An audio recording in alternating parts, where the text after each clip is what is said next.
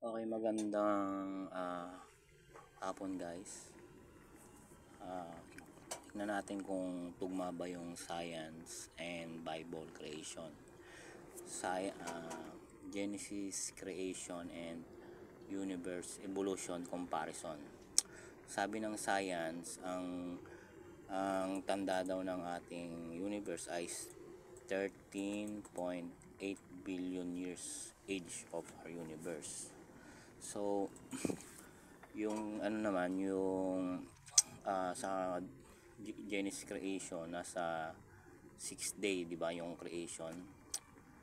So i-divide natin yung 13.8 sa 6 day, okay?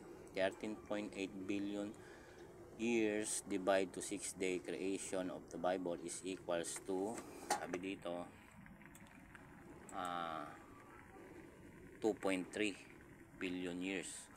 So 2.3 billion years, isa lang, ayan, 2.3 billion years ang bawat isang araw sa Bible. So sa day 1, yung natin day 1, sabi doon, let there be light, beginning from 1 second to division of light and darkness. It's day 1. So day 1 yan. So ma-minus natin yung yung 2.3 billion sa 13.8. Ito kasi mako-consume yan. 2.3 billion years have already consumed sa day 1. So 13.8 billion years minus 2.3 is 11.5 billion years ang natira. Ang range naman ng day 1 is from Big Bang and division ng cosmic microwave background at space ay tugma naman, kasi from 13.8 billion down to 11.5 billion ang range, or 11.5 to 13.8 billion years ang range. So pasok to yung day 1 sa creation. Titingnan naman natin yung 2. Sabi dito, yung day 2 is nilikha yung atmosphere, clouds in earth, and also water in our outer space, and water also in our earth, sabi yan. Divided, this is the second day. So 2.3 billion years din ang i-consume natin dyan. So kanina may natirang 11.5 billion. Ma-minusan natin ang 2.3, magiging 9.2 billion years na lang yung oras matitira sa time natin. So sabi sa science, ang atmosphere daw ay nag-occurred noong 4.5 billion years ago. So hindi tumutugma dahil ang second day dapat ay from 9.2 billion to 11.5 billion dapat ang range para tumugma sa sinasabi nilang science. Masyadong matagal ang 4.5 na sinasabi ng science, kasi ang range ng second day dapat is 9.2 to 11.5. Kailan lang kailan lang sinabi ng science na karoon ng atmosphere sa ating earth is 4.5 billion years, sabi, bago lumitaw ang atmosphere ng earth. So medyo malayo, 4.5, dapat nandito siya sa range ng 9.2 to 11.5. Tapos yung day 3 naman, sabi dito, yung day 3 kasi yung nilikha naman doon yung lupa, halaman, mga puno, yan. Day created in day 3. Sabi sa science, ang cratons ay yung unang mga lumitaw na lupa. Nasa 3.3 billion years ang ayan, nasa 3.3 billion years yung lupa lumitaw sa earth.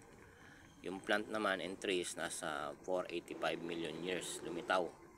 So kung 9.2 billion years minus 2.3, dapat ayan 6.9 billion years ang matitira. So ang range dapat na lumitaw yung land, plant and trees dapat nasa range ng third day ay 6.9 billion to 9.2. So malayo kasi sabi dito, sabi 3.3 billion years lang daw lumitaw yung lupa, yung cratons. So medyo malayo kasi 6.9 dapat hanggang 9.2 ang range. Yung day 4 naman, day 4, sa ang linikha naman dyan ng Diyos ay yung sun, moon, and star. So yung natira kaninang oras is 6.9 billion years. Minusan natin siya ng 2.3 yung isang araw na yan para makita natin yung range is equals to 4.6 billion years. Lilitaw na maaga lang lumitaw ang araw, moon, and star dahil sa science, after ng Big Bang, mga 100 million years after ng Big Bang ay lumitaw na agad ang itong mga sun and star. Pero ang moon, nasa 4.5 billion years ago lang ito lumitaw after sumalpok sa Earth. So ang range ng day 4 dapat ay 4.6 billion years hanggang 6.9 billion years. So medyo tumugma ang creation ng moon dahil 4.5 billion years to 6.9 billion years ang range ng day 4. Medyo tumugma. Kulang lang ng konting 100 million years. Pero 4.5 to 4.6 malapit na, di ba? So from day 4 creation, science ay 4.6 billion years to 6.9. Ang hindi tumugma ay ang sun at star dahil 100 years lang after Big Bang ay lumitaw na agad tong yung ano na to yung stars. Pero yung sun natin, tingin ko medyo tumutugma din kasi alam ko na sa kailan ba lumitaw yung sun, tingnan ko lang sun,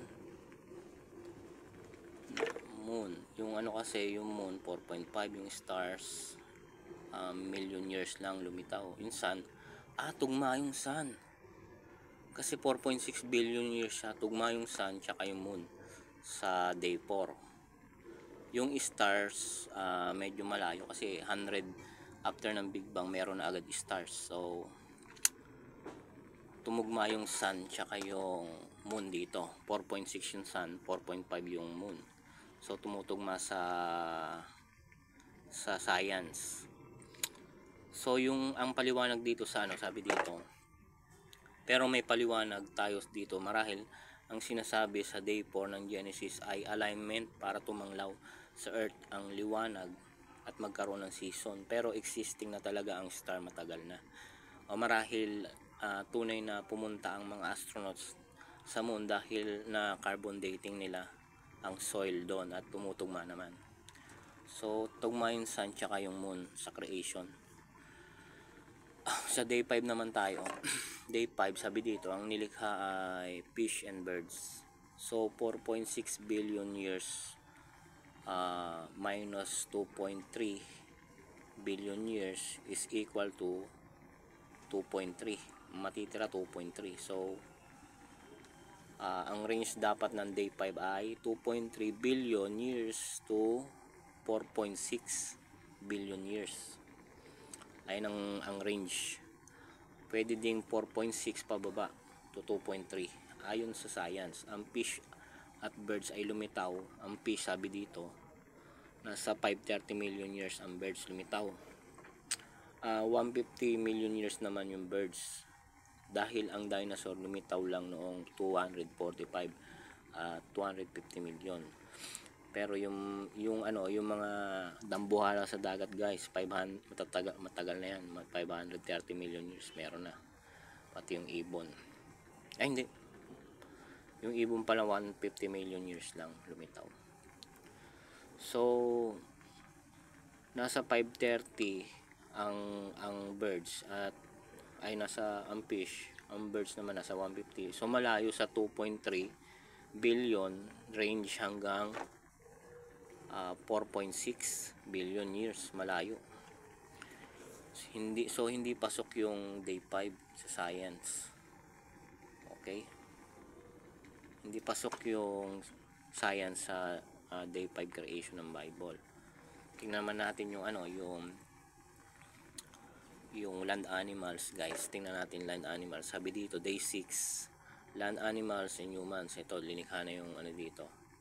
Mga hayop sa lupa, marami nito mga hayop sa lupa, tsaka tao. Yan from 2.3, ito yung natirang oras 2.3 billion years minus 2.3, syempre lilitaw niyan 0.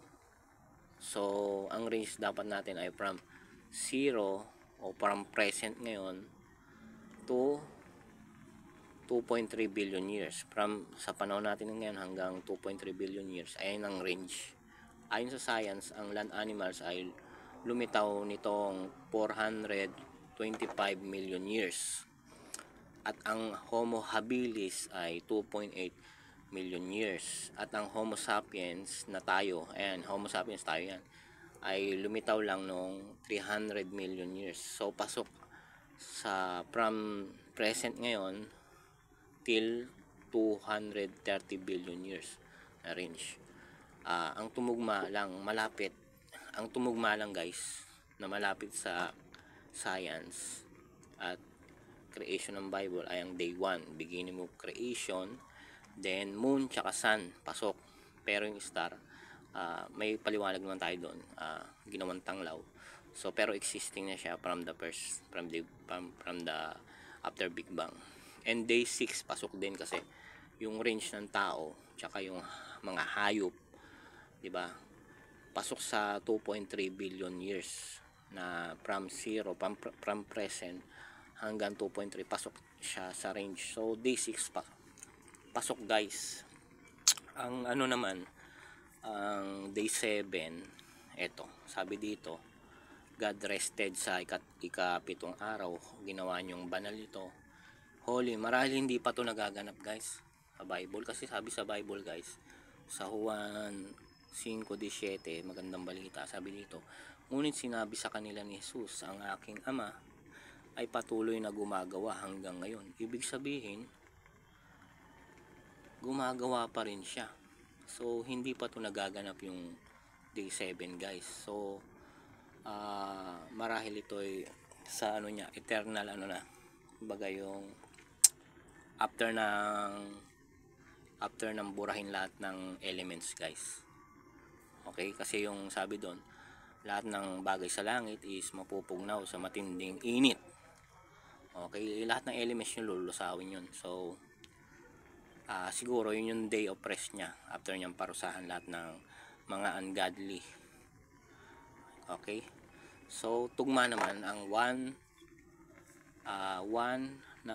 day 1 creation, day tsaka yung day 4 at day 6, and tumutugma sa Bible at science. Pero yung day 2 tsaka day 3 medyo malayo. Okay, kung may kung may tanong kayo or comment nyo lang. Ayan guys, ayan, meron akong ginawang ganyan comparison.